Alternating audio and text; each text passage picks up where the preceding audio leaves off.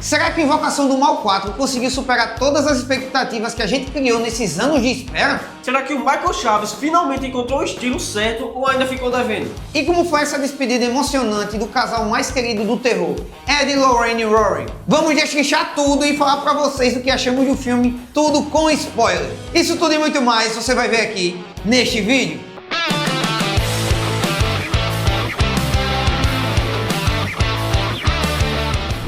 Senta a bunda no sofá Que o Nerdflix tá no ar. e hoje vamos mergulhar em Invocação do Mal 4, o último ritual. E já te digo que não é só um filme de terror qualquer. É o encerramento de uma das maiores sagas do gênero nos últimos anos. E mano, esse aqui não é só sobre fantasmas, possessões e padres correndo com crucifixo. Ele traz peso emocional, nostalgia e, claro, muito susto. Até porque estamos falando do filme mais longo da franquia aí, com mais de 2 horas de duração. Mas a mágica é que, mesmo sendo longo, ele não arrasta. Ele consegue deixar você vidrado o tempo inteiro. É como se cada cena tivesse sido pensada para te prender na cadeira. E a gente precisa falar do diretor Michael Chaves, o cara que dirigiu aí o terceiro filme e também comandou alguns spin-offs. No Invocação do Mal 3, né, que ele dirigiu, muita gente saiu decepcionada. Isso mesmo, Breno. O terceiro até tinha boas ideias, mas faltou aquele peso de terror psicológico que o James Wan dominou nos 2 primeiros. Só que aqui no quarto, o Chaves mostrou que aprendeu com as críticas. Ele não quis copiar James Wan, mas criou uma identidade própria, um estilo de terror que aposta mais no desconforto do que no susto fácil. Mano, tem cena que você já tá nervoso sem acontecer nada, só pelo jeito que a câmera fica parada ou pelo silêncio que parece nunca acabar. Esse tipo de detalhe mostra maturidade na direção. Tipo no começo do filme, quando eles vão começar o caso lá, ela tá grávida, né,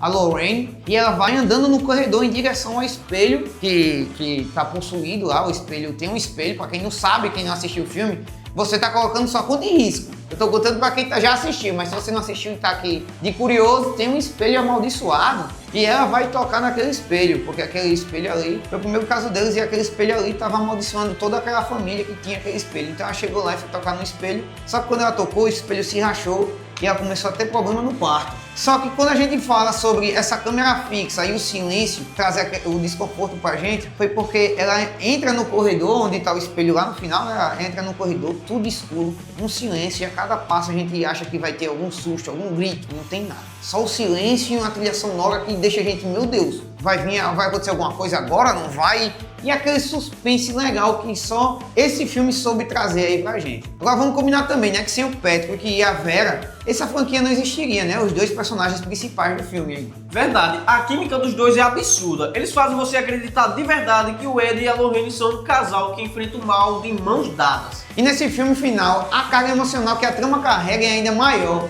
Você sente que é um adeus. As atuações entregam dor, medo e esperança ao mesmo tempo. E a maior carga emocional aí que a gente vê foi exatamente eles envolverem a filha deles no caso. E o plot do filme é fazer com que a pessoa que seja a principal prejudicada aí pelos espíritos seja a filha, que foi usada e quase foi morta aí, possuída, sendo enforcada, né? Se enforcou, pegou uma corda, colocou no teto para se enforcar. E isso tudo fez com que a gente achasse que a filha do casal fosse morrer, e isso traz um peso emocional, porque o casal que antes salvavam as pessoas, né, de espíritos malignos, dessa vez eles, além de salvar aquela família que estava perturbada pelo espírito, tiveram que salvar a filha e ver a filha quase morrer no meio do processo. Isso aí foi algo que trouxe um peso muito grande pro filme. Com certeza isso aí foi a cereja do bolo, véio. E tudo isso se deve ao fato de que esse Invocação do Mal é o fechamento de uma história que acompanhamos por mais de 10 anos. Eu lembro que o primeiro filme era um filmaço, cara. Sinceramente, pra mim foi até melhor, mas nada que tire os créditos desse de 2025. O filme já começa daquele jeito, a família Warren de volta com uma relação bem trabalhada. O Ed, Lorraine e a Judy, já crescida, né, que é a filha, e até o noivo dela dando as caras. E enquanto isso, temos a família azarada da vez. E o objeto amaldiçoado escolhido é nada mais, nada menos que aquele bendito espelho que eu falei quando tava falando pra vocês no começo do filme. E a família Warren vem aí fazer uma investigação para acabar de vez com esse capiroto.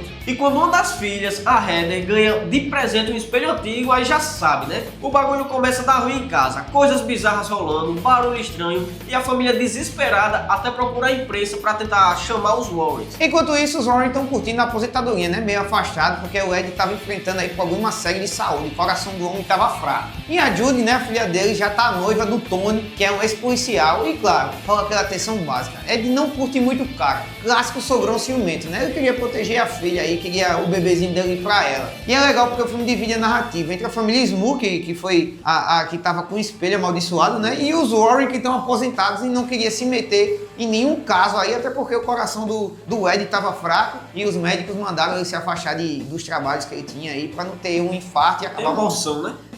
Ele podia ter um infarto e acabar morrendo, porque ele já tinha dado 2 infartos aí, não podia ter mais um, que senão ia de arrasto. E o bom dessa relação entre as famílias Smoo e Warren é porque dá uma chance da gente se conectar tanto com o Smoo como com a Warren, mas vou falar a real. Eles não chegam nem perto da força que tinha a família Hodgson ou os Sparrow, né, dos filmes anteriores. Principalmente porque as duas irmãs vivem brigando. Nunca tem resolução, nunca tem aquele momento de união que faz a gente comprar a história, aí fica difícil de se apegar. Mas uma diferença boa é que os Smoo já eram super religiosos, seguidores de Cristo mesmo, e isso muda um pouco da dinâmica em comparação aos outros filmes. Só que o roteiro escorrega no final, porque parece que o Smoo só serve como trampolim para os Warren brilharem. E as atuações seguram muito. Patrick Wilson e Vera Farmiga continuam impecáveis, só que dessa vez a Judy, interpretada pela Mia Tomlinson, brilha demais. A química dela com a Vera é incrível, mantendo viva uma linda relação aí entre mãe e filha. E a Vera, mano, como sempre, transmite terror só com a expressão facial. O sorriso que some devagar e o olhar vazio, a cara do puro pavor. Ela carrega a atenção sem precisar de muitos efeitos. Agora os sustos, boy, tem uns bem bons. Teve um no quarto que me pegou, boy, quando a capirota lá aparece no pé da cama enquanto o cara tá flutuando assim. Cara, aquilo ali, boy, todo mundo tremeu na base. Mas outros foram bem engraçados até, principalmente por causa do CGI. Um que eu achei muito engraçado foi quando ela tava de vestido de noiva,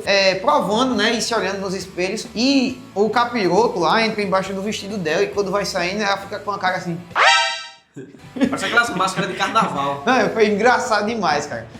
Mas isso vai de pessoa para pessoa, porque o pessoal da sala de cinema gritava que nem um louco. É verdade, é aquele negócio. Alguns sustos funcionam, mas outros dependem das decisões mais burras possíveis dos personagens. Tipo a Lorraine agindo de forma não tão inteligente, não combina com a personagem. Mas no geral ainda é uma conclusão satisfatória para a história aí do Ed e da Lorraine. Falando agora da morte do padre, foi muito macabra, boy. Primeiro houve aquele suspense, a música ficando mais assustadora, as luzes se apagando e no final da cena o padre se enforca. É bem pesado mesmo, mas ficou insano. As meninas da família lá que estavam com o espelho jogaram ele fora. O carro deles passou, levou o espelho, mas depois o espelho reapareceu no porão da casa. Meu amigo, que loucura. E esse capeta que estava no espelho fazia todo mundo lá da casa se lascar. E depois de muito trabalho e susto, a Judy, com a ajuda do pai e da sua mãe, dão um fim no espírito do espelho. E sabe o que é louco? Esse filme se coloca num patamar diferente dos outros terrores modernos. Tipo o Hereditário ou Midsommar, que apostam mais em atmosfera pesada do que no susto. O Chaves meio que puxou para esse estilo, te deixar desconfortável em vez de ficar gritando na sua cara com um jumpscare.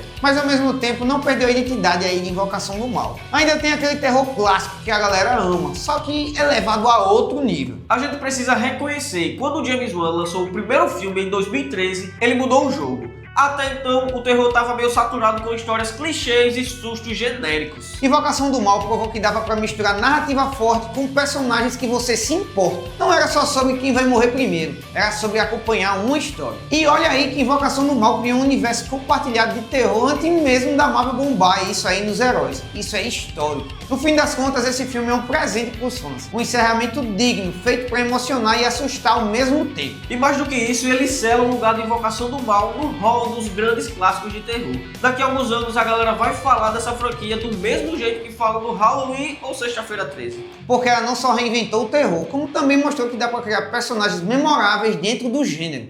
Então é isso, galera. Invocação do Mal 4 não é só um filme de terror. É uma despedida emocionante e assustadora ao mesmo tempo. E agora eu quero saber de vocês. Qual é o filme mais marcante da franquia e qual cena nunca aí saiu da sua cabeça? Já comenta aqui embaixo, se inscreve no canal, ativa o sininho e deixa aquele like maroto pra tu não perder nada por aqui. E David, não se esquece, Senta a bunda no sofá que o Nerdflix tá no ar.